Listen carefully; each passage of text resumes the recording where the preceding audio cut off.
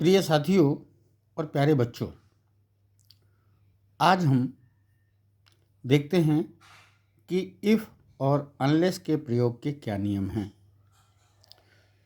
अगर आपने इस पूरे वीडियो को देख लिया तो आपको इफ़ और अनलेस के प्रयोग में किसी तरह का कोई संदेह नहीं रहेगा और बड़े आसानी से आप इफ़ को हटा करके अनलेस का प्रयोग कर लेंगे और अनलेस को हटा करके इफ़ का प्रयोग कर लेंगे। तो आइए शुरू करते हैं। पहली बात तो ये है कि ये कंडीशनल सेंटेंसेस में होता है। कंडीशनल माने सशर्त, जैसे वह पढ़ेगा तो पास हो जाएगा। ऐसे प्रयोगों में, ऐसे वाक्यों में इनका प्रयोग करते हैं। इफ़ का प्रयोग सकारात्मक और नकारात्मक दोनों प्रकार के वाक्यों में होता है। जैसे if you work hard you will pass, अगर तुम कठिन परिश्रम करोगे तो तुम पास हो जाओगे। और इसी को अगर नेगेटिव देख लें, if you do not work hard, अगर तुम कठिन मेहनत नहीं करोगे, यू विल नॉट पास, आप पास नहीं होगे।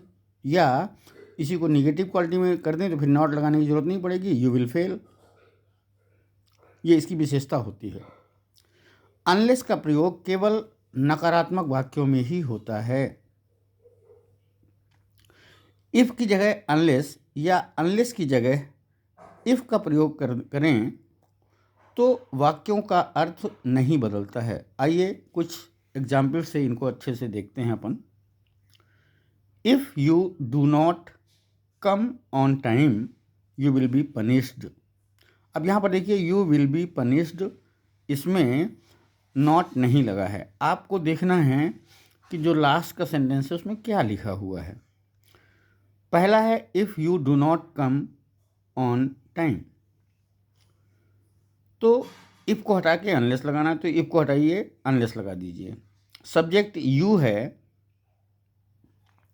तो यू लिख देंगे, डू नॉट को हटा देंगे और उसके बाद जो वर्ब है कम है, if you do not come on time, comma लगा रहेगा, you will be punished. You will B, last वाले सेंटेंस को आपको देखना ही नहीं है, जैसा लिखा है उसको वैसा ही लिखा रहने दीजिए। पॉजिटिव में है तो पॉजिटिव में रहने दीजिए, निगेटिव में है तो निगेटिव में रहने दीजिए। इसको कुछ नहीं करना है आपको। मैंने क्या बताया, इफ़ को हटाइए अनलेस लगाइए, जो सब्जेक्ट है उसको लिख दीजिए, नॉट हटेगा तो डू भी हट जाएगा, डू नॉट हटा दीजिए। फिर इसमें चूंकि यू है तो यू के साथ वर्ब में एस या एस नहीं लगता है, तो you if you come unless you come on time you will be punished. अगर आप समय पे नहीं आओगे तो आपको दंड मिलेगा।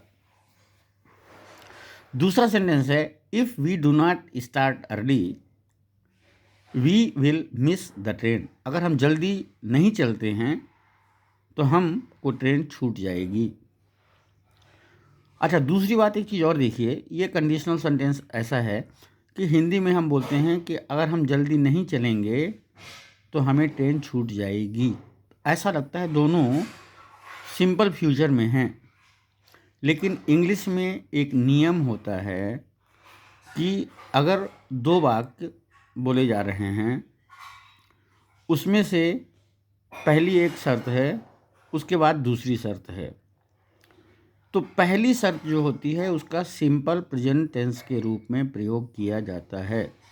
अगर हम जल्दी नहीं चलेंगे, if we do not start early, इसका हिंदी में मतलब यही है कि अगर हम जल्दी नहीं चलेंगे, if we do not start early, तो होगा क्या, we will miss the train, we will miss the train. अब इसको देखिए अनलेस का कैसे करते हैं। अनलेस और इफ़ की जगह में हमने अनलेस लगा दिया और वी लिख दिया, और मैंने बताया नॉट हटाना है, तो अनलेस का मतलब होता है जब तक कि ना, तो नॉट ऑलरेडी लगा है तो नॉट इसमें से हटाना है, लेकिन नॉट अकेले नहीं हटेगा, उसके साथ जो हेल्पिंग वर्ब है वो भी हट जाएगा, तो डू नॉट हटा दीजिए। अनलेस वी स्टार्ट अर्ली जो लिखा हुआ है, we will miss the train, we will miss the train. अगला है if she does not sing well she will be out of competition.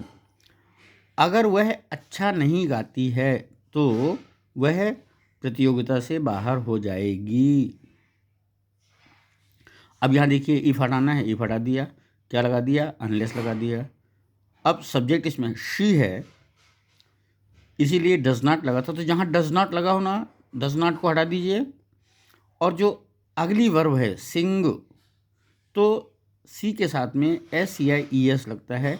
ये मैं पहले बता चुका हूँ कि कहाँ पे एस लगता है, कहाँ पे ई एस लगता है, इसको देख लीजिएगा। तो क्या हो जाएगा, unless she sings well she will be out of competition. तो चूंकि यहाँ पे शी था, ही हो, शी हो, इट हो, कोई नाम हो, कोई सिंगुलर हो, तो जब हम इफ़ और डू नॉट या डज नॉट हटाएंगे तो शी के साथ डज नॉट लगता है। तो जहाँ डज नॉट लगता है वहाँ पे डज नॉट हटा करके हम जो अगली वर्ब है, जो वर्ब है, मेन वर्ब है, उसमें एस या एस जोड़ेंगे। If he does not work hard, अगर वह कठिन परिश्रम नहीं करेगा, ही विल नॉट पास, वह पास नहीं होगा।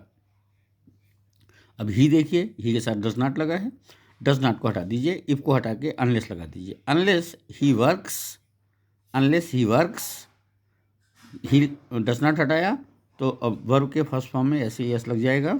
Unless he works hard he will not pass, अगर वह कठिन परिश्रम नहीं करेगा तो वह पास नहीं होगा।